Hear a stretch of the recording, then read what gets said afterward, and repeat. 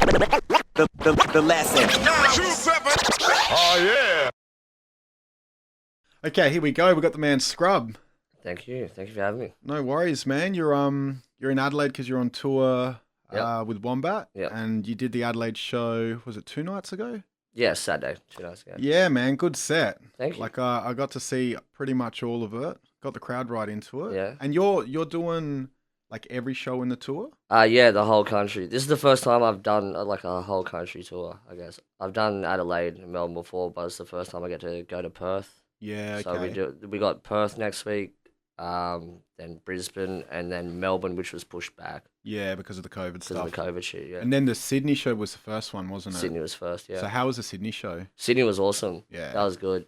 It was well, I think it was because they just had like a little bit of a lockdown as well, just before about like a week before that. So everyone was just pumped. It was great. Yeah, The crowd was hype. Good shit. I haven't really done Sydney. I think I've done like one show there. It's always been a bit weird. Yeah. The reception. So I've this was got. like the first proper The one. first proper one. So yeah. Yeah, sick. I love it. Well, I'm sure the rest of the tour will go well. Yeah. I hope so. And look, I think 2014 was that around the time when you first started putting music out? Yeah. 2012, 2013, I had just like a couple of songs on YouTube, but 14, I'd say seriously, 2014, 15. Yeah. I was putting out like sort of mixtapey shit. And then so you're originally from like rural New South Wales? Yeah, Muswellbrook, New South Wales. It's about 2 hours inland from Newcastle. Yeah, okay. Yeah, going like north. And then so before you had even those early joints in like 2012, like what were you doing before that? And like what's the thing that made you pick up a, pen and get on the mic and get into it? I was always playing I wanted to be in a band growing up, so from maybe 7 years old I was playing guitar and drums. And every time I try and write a song or anything, it'd just turn into a rap. Pretty much. So I was like, oh, fuck, I don't know. And I was just looking on, like, just random beats on YouTube. Just any, like, sort of Premiere beats, Eminem beats, just the classic sort of shit. And I was like, oh, okay, I might, do this. I'd go to parties because I'd hang out with, like, older people. Every time I go to parties, I'd like, just rap one of the verses and stuff. And people would kind of like, yeah, keep doing it, keep doing it. I didn't really take it, like, their words seriously or anything. So I just kind of have it in the back of my head. But I dropped out of school pretty early on, towards end of year 7, I think. So I would have been maybe 11, 12 at that point, and that's when I was... Oh. Yeah, so I was kind of like, all right, I'll probably have to take this a bit seriously, I guess, because I didn't want to do anything else at this point. I knew I wanted to do music. I just didn't know what. And then, yeah, kind of rap. The universe just gave me rap type of shit. Yeah, right. So why did you drop out so early, like at year 7? I just causing too much trouble. I was fighting with everyone. A lot of people didn't like me. I didn't know, probably because, just like rapping and shit. I just wasn't a very liked person. I had a friend of mine. We had like, he kind of helped me out a lot, being an older person, you know what I mean? Yeah. With like whatever. And then we had a big falling out.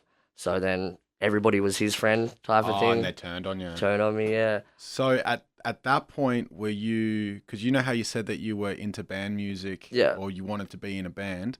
So were you only listening to band music at that point, or you were still getting into hip hop a bit as well? Yeah, not really so much into hip hop, just like what was like, classic maybe Eminem and this and that.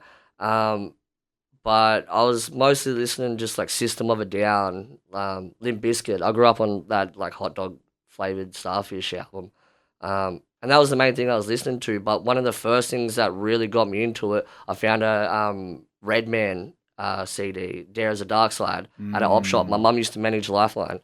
And I found that there, and that made me fall in love with it. And I kind of just went through the whole like Wu-Tang. I was sussing out Big L, everything like that.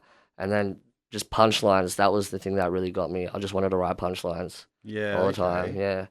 Just after listening to Big L, and I was like, all right, rap is fun. I've got to do this. Yeah. Yeah, word. And then so if you then fast forward the clock, so you've dropped out at year 7. Yeah, end of year 7. And then, 2012 is when you've sort of started to, you said you had a couple joints on YouTube. Yeah. And then 2014, 15 is when I'm guessing what you started to take it a lot more seriously. Yeah, so I tried to go back to school. I think I was there for a week, and it didn't work. This may have been like year 8, year 9, and then that's when I was like, okay, nah. And then I've released my first mixtape after that. It was called Raw is War. It was called. It was only on SoundCloud. It's deleted now. I wish I could get it back. But then straight after that, pretty much not even 2 months, I released another mixtape called Always Raw. Yeah. And so that's 2015. Yeah. Yeah. Okay. And then in the same year, did you have another release called Another Damn Mixtape? Yeah. So I had a thing where I was like, I'm gonna release 3 mixtapes in a year, like 2 months, like in between each other. I don't know why. I just set myself like a weird goal, and so I released those 3 mixtapes in 2015. Yeah. Yeah. Okay. And then so what's the thing that made you really take it seriously? Is just because you knew school wasn't going to work out and. Yeah, just the reception from those 3 mixtapes, I think. I had a few boys from Sydney and stuff. Carlos the Jackal, I don't know if you've heard of him. He hit me up and was like, "Yo, like you've really like got this." Another guy named Cause MC, he was like rapping on the Hustle Hard. He hit me up and was like, "Yeah, dope." He was actually on my second mixtape, Always Raw. Okay. And then eventually it started getting to a point where like Nerve and stuff hit me up, like Syntax.